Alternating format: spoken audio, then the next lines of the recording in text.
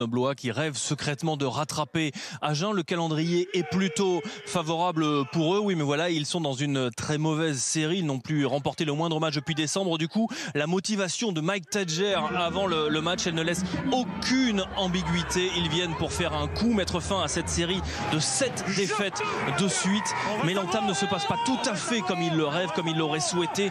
Première action, premier temps de jeu établi pour les Catalans et première combinaison qui va derrière la ligne. C'est Jonathan Bousquet, le capitaine catalan, qui inscrit le premier essai de la rencontre avec une pénalité de Selponi. Ça fait 10-0 pour Perpignan et on ne joue que depuis 9 minutes dans cette partie. Coup de froid sur les Grenoblois qui venaient avec des intentions et qui sont assommés d'entrée. La réponse pourtant, elle intervient à peine 2 minutes plus tard sur un temps de jeu construit autour de la touche avec des passes qui s'enchaînent, avec Razolea qui libère les bras et derrière Sasseras qui va trouver Hugal qui appuie cette passe. On échappe, on évite les interceptions comme la semaine dernière face au Racing, et Gaëtan Germain qui file derrière la ligne et qui ramène à ce moment-là les Grenoblois à 3 petits points. Ils ne sont plus menés que 10-7 après 13 minutes. Ce match de la peur, eh bien, il n'a absolument pas éteint les intentions.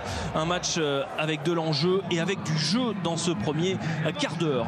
Le coup de froid sur Aimé Giral, il est pour les Grenoblois de nouveau. On est à la 18e minute de jeu et le genou d'Étienne Dussart qui se plie dans le mauvais sens. Le Maule s'écroule sur lui et le 3/4 centre de Grenoble qui doit sortir. La blessure est grave, probablement une rupture des ligaments croisés pour lui qui jouera la saison prochaine à Soyaux. C'était probablement son dernier match avec Grenoble. Et bien ça booste ses coéquipiers qui envoient du jeu dans cette première demi-heure. Tofa qui a remplacé Dussart qui traverse la défense en force de Perpignan. Le relais en puissance de Taïtou Ifoua qui est stoppé à 5 mètres de la ligne. Ce ballon qui est ralenti par les Catalans qui prennent la largeur sur la défense, le bon replacement défensif et du coup eh bien Sasseras, le coup d'œil du demi de mêlée grenoblois qui va la jouer seul. Aura qui franchit la ligne semble-t-il à ce moment-là, mais monsieur Marchand n'a absolument aucune hésitation. Il a inscrit un essai certes, Lilian Sasseras, mais en 2 temps. Il pointe avant la ligne et dans un effort il se relève et il franchit la ligne. L'essai est logiquement refusé pour monsieur Marchand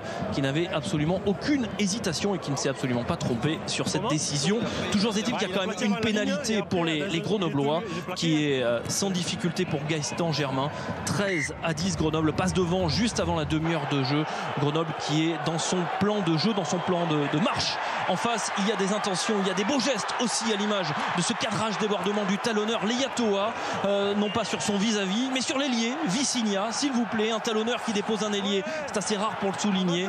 Et derrière, eh bien, ça offre une pénalité à Selponi qui va la valider et qui va égaliser à ce moment-là. Il en rajoutera une autre avant la pause et l'USAP qui va virer en tête 16-13. On est peut-être en train de chasser le mauvais œil, la danse du feu pour éloigner les mauvais génies d'Aimé Giral. C'est peut-être ce soir que l'USAP va remporter un premier match à domicile cette saison. C'est en ce sens que l'on fait brûler des feux de joie. Bon pied, bon œil à la réception et à l'entame de cette deuxième période avec l'USAP qui récupère ce ballon et qui va inscrire un essai. Le deuxième essai de l'USAP signé Fainganoukou. Monsieur Marchand a quand même un doute, il va demander la vidéo et il aura raison une nouvelle fois parce que les Malous eh bien, claquent ce ballon par-dessus la tête de Guillemin. C'est un en avant des Perpignanais et l'essai est donc fort logiquement refusé. On en reste à 16-13 pour l'USAP à l'heure de jeu.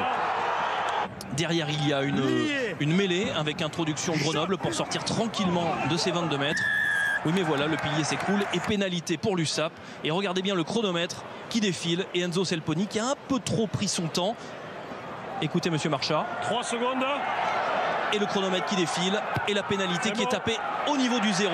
Elle passe entre les poteaux et c'est un peu trop tard. Monsieur Marchand qui annule cette pénalité. Quand on tape et que le chronomètre indique 0, c'est trop tard. Pénalité refusée, ça pourra avoir son incidence parce que avec cet essai refusé, cette pénalité refusée, il n'y a toujours que 3 points d'avance à l'heure de jeu.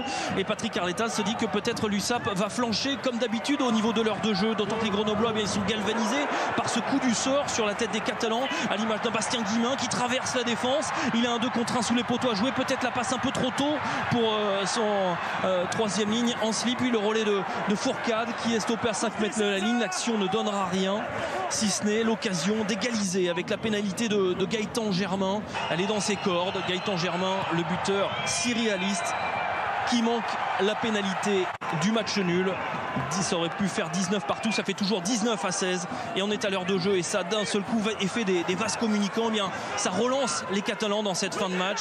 Il reste 10 minutes et c'est Grenoble qui se met à la faute et Enzo Selponi qui jouera la saison prochaine à Grenoble qui passe la pénalité. 22-16 pour l'USAP et il reste 10 minutes à jouer et des lancers importants gâchés par les Grenoblois. Le premier, le deuxième dans les 10 dernières minutes, des munitions trop importantes et Aimé Giral qui pousse le 16e homme littéralement dans ce dernier quart d'heure. Les Grenoblois l'ont compléri ce soir, ils ne décrocheront pas leur première victoire à l'extérieur de la saison. Cela fait maintenant 20 ans qu'ils échouent à Aimé Giral et les Catalans qui vont expédier ce dernier ballon, non pas en touche car il reste une poignée de secondes, il va falloir patienter.